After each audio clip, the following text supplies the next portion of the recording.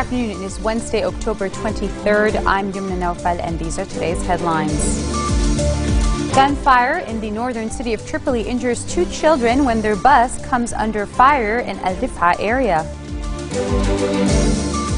A 2-day parliamentary session is postponed for the 6th time over lack of quorum amid sharp rift between the March 14 alliance and Speaker Nabih Berri on its constitutionality. And an attack in western Iraq topples a bridge and kills 7 people, continuing a recent wave of attacks in the area. Gunfire in a northern city of Tripoli injured 2 children when their bus came under fire in Al-Rif'a area. The 3-day gunfight in Tripoli between supporters and opponents of Syrian President Bashar al-Assad has so far killed 2 people and injured 30 others. The Lebanese army also fortified its presence in Syria Street, which separates the 2 neighborhoods. According to the state-run national news agency, new armored personnel carrier were deployed in the city near Abu Ali roundabout. Earlier on Wednesday, gunmen from the rival neighborhood of Jabal al-Muhsin and Bebe Tabbane tried storming each other's districts, according to a security official. The violence forced families from both districts to flee their homes for other areas in Tripoli. A 2-day parliamentary session is postponed for the 6th time over lack of quorum amid a sharp rift between the March 14 alliance and Speaker Nabih Berri on its constitutionality. The session has been postponed to November 20th. The controversial legislative session that Speaker Nabih Berri has called for is set to discuss 45 items on its agenda, the same session that has been boycotted for 5 times since July over differences on whether the parliament can convene amid a resigned government or not. The previous sessions were boycotted by the March 14 coalition by caretaker Prime Minister Najib Mikati and Michel Aoun's bloc. Mikati and the March 14 alliance argue that the parliament can only discuss urgent items amid a resigned cabinet. Lebanese forces leader Samir Jaja is warning that all Lebanese factions will hold arms and confront a possible attempt by Hezbollah to impose a change in the political system. In an interview with a Riyadh newspaper, Jaja said, quote, "If Hezbollah considers any such move, then every Lebanese group will hold arms." He stressed that any attempt by Hezbollah to make a constitutional coup is totally rejected in Lebanon. The powerful does not impose anything, he said, in response to a question on a possible endeavor by the party to make changes to the Lebanese political system. Jaja has warned in previous interviews that Hezbollah and its backers are seeking, through their demographic balance, to change the balance created by the Ta'if Accord. He said Lebanon has been suffering from a system crisis which could be resolved if Lebanese officials assumed their full responsibilities in guaranteeing the safety of the system and holding onto the Ta'if. U.S. President Barack Obama stressed on commitment to promoting Lebanon's stability and support the Lebanese people in their effort to form a new government as the U.S. marks 30 years today since the deadly Marine barracks bombing in Beirut.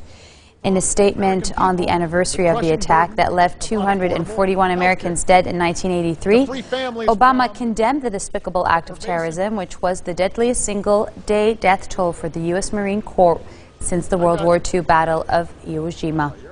A ceremony was held at the U.S. Embassy in Aukar.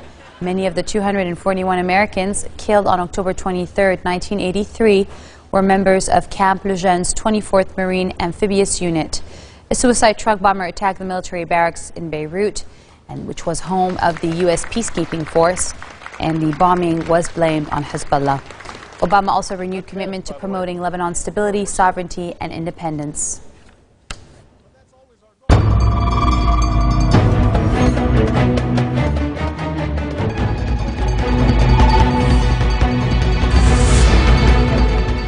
Western and Arab powers have agreed with Syrian opposition leaders that President Bashar al-Assad should be excluded from any future government, but they urged the rebels to take part in a peace conference in Geneva.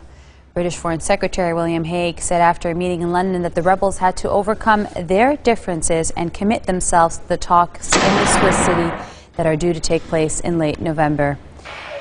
A defiant Assad, though, said he was willing to run for re-election in 2014, a move further likely to anger a key rebel group that has so far refused to take part in the Geneva II conference if regime figures are present. Hague told a press conference after the meeting of the so-called Friends of Syria that they had agreed a number of important steps during a meeting with Ahmad Jarba, the head of the Syrian National Coalition. Coming up next, the Duke and Duchess of Cambridge opt for a low-key christening for their firstborn, Prince George. The details when we return.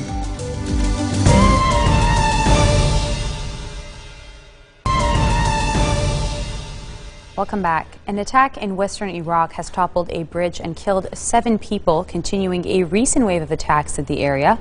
The suicide occurred near a police checkpoint on a bridge in the town of Arudba in the province of Anbar, according to police. 4 police officers and 3 truck drivers were killed. The attacker also died and the bridge was destroyed, according to authorities. This comes after attacks in the same town at security checkpoints on Tuesday left at least 12 police officers dead and 24 wounded. The town of Arudba is a predominantly Sunni Muslim community that for a few years was an al-Qaeda stronghold after the 2003 U.S.-led invasion of the country. A study released this month by academics based in the United States, Canada, and Iraq said nearly 500,000 people have died from war-related causes in Iraq since the U.S.-led invasion. In other news, a Yemeni father has burned his 15-year-old daughter to death for keeping in touch with her fiancé. Police say sparking further outrage in Yemen, where an 8-year-old girl died from internal bleeding on her wedding night about a month ago. Police said a 35-year-old man was arrested after the teenager's death in a remote village in the central Taiz province. The father committed this heinous crime on the pretext that his daughter had been keeping contacts with her fiancé, the police website said, giving no further details. Now, traditional tribal customs in parts of Yemen prohibit contacts between men and women before marriage. Poverty and concern about family honor prompts many Yemenis to marry off their daughters young, often below the age of 18, a practice that has been criticized by international rights groups. Libya today marks the 2nd anniversary of its liberation from loyalists of veteran dictator Muammar Gaddafi, with no official celebrations as it struggles to heal the wounds of conflict. The post-Gaddafi authorities are still struggling to assert their writ over large swaths of the country. Many rebel units which fought in the bloody NATO-backed revolt against Gaddafi's forces have refused to lay down their arms and now operate as more or less autonomous militias, sometimes in outright defiance of the government. On October 23, 2011, the victorious rebels declared the liberation of Libya from Gaddafi, and loyalists 3 days after the once feared dictator was captured and killed outside his hometown of Sirte in the final battle of the 8-month conflict. The anniversary, though, comes less than 2 weeks after a former rebel militia briefly kidnapped Prime Minister Ali Zaidan, exposing the persistent weakness of the central government. NATO, or the North Atlantic Treaty Organization as it's known, well, their defense ministers gathered in Brussels for the second day of a 2-day meeting to talk about NATO relations with Russia and Afghanistan's plans after 2014. On their way into the meeting, defense ministers commented on the recent agreement between the U.S. and Afghanistan, which would allow American troops to stay after 2014 when combat troops are scheduled to leave. Germany is waiting for more details regarding the American proposal before taking any kind of commitment, saying they are waiting on a decision about the dimension and the scale of the American soldiers' operation in Afghanistan. And the proposals have been made, but some clarity is still needed about the rights and duties of the soldiers, and more clarity is needed about the American decision, according to German Defense Minister Thomas de Maizière. Britain's Prince George of Cambridge is being baptized today. The 45-minute christening service is taking place in the Chapel Royal at St. James Palace in central London. The baptism comes 3 months and 1 day after George, third in line to the throne, was born in London to Prince William and his wife Catherine, the Duke and Duchess of Cambridge. The royal christening robe is a replica of that was made in 1841 for Queen Victoria's eldest daughter, Princess Victoria. It is made of fine lace lined with white satin. More than 60 royal babies have worn it since, among them all Queen Elizabeth II's children and grandchildren, William included. British royals are christened with water from the River Jordan. Chris Hemsworth, Natalie Portman and Tom Hiddleston were joined by director Alan Taylor and their co-stars for the world premiere of the much-anticipated Thor, The Dark World in London. Hemsworth reprised his role as the Norse god superhero in the sequel to the 2011 hit Thor. This movie marks his third outing as the character. He also played him in 2012's The Avengers. Portman resumes her role as Thor's love interest, Jane Foster. The Oscar winner certainly hasn't been shying away from trying new things career-wise. She's about to embark on her directorial feature film debut. Although Portman and Hemsworth played the good guys, the cast member who received the loudest screams from fans was Hiddleston, who returns as Loki, Thor's evil stepbrother. Now, he may have been the bad guy in the first Thor movie and the Avengers, but this time Loki actually helps his brother take on an even more evil enemy called Malekith, played by Christopher Eccleston. I would return for you. I mean, the writers, director, whatever, are certainly on top of that. For me personally, my goal was to not have it be a repeat of what we had done, and it be certainly an evolution and a more mature version of this guy, but not lose all that naivety that was in the first one, which played into some great humour.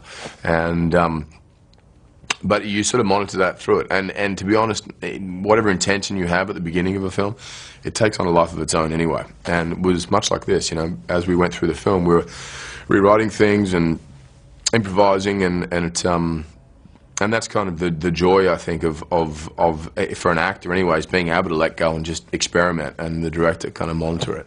And Ellen Taylor just did such a good job, I thought. She did a few times, yeah. She only got little hands though, so it was only a little small section. But we had to do quite a few takes too, and it just got really funny and ridiculous. It's like in high school when you're not meant to laugh, that's when you want to laugh. And you can sort of see it in the film. Actually, I think both of us have a slight kind of held back laugh in there. It was really fun because it was just I had a long period with a bunch of single girlfriends around me. Still a lot of my friends, you hear all the stories about guys, and it's just kind of good to get a nice on-screen slap like, you didn't call me back. So you're basically channeling for all of us out there. I hope so. One small step for womankind, small slap for womankind. No, I'll take that. That wasn't too bad. The fighting scenes are just uncomfortable, I mean, there were, God, the amount of times in this film they'd strap a harness onto me with a cable to set up to this machine, and they're like, and action, and I'd just get ratcheted across the room into a wall or whatever, and it was physical, this one, and it looks great, but it's painful. You wouldn't want to do that every week. Nothing gets thrown around the set like everything else. And there's a couple of them, in case I destroy one, there's a few backups. It's heavy, man. It's really something. It's hard to even get it up off the floor. There's a reason Chris had to get so jacked. Is he possessive over his, excuse me, is he quite possessive over his hammer as well? No, he's very, very generous with it, but, it shows what talent he has to be able to wield it. When I'm possessive, when I look over and see Tom holding it and having a song and dance with it, it's like, no, that doesn't fly. Give it back. Thor opens in theaters in Beirut all across in November. On that note, we mark the end of our bulletin. Let me remind you of our headlines. Gunfire in the northern city of Tripoli injures 2 children when their bus comes under fire in the Difa area. A 2-day parliamentary session is postponed for the 6th time over lack of quorum amid a sharp rift between the March 14 alliance and Speaker Nabih Berri on its constitutionality. An attack in western Iraq topples a bridge and kills 7 people, continuing a recent wave of attacks in the area.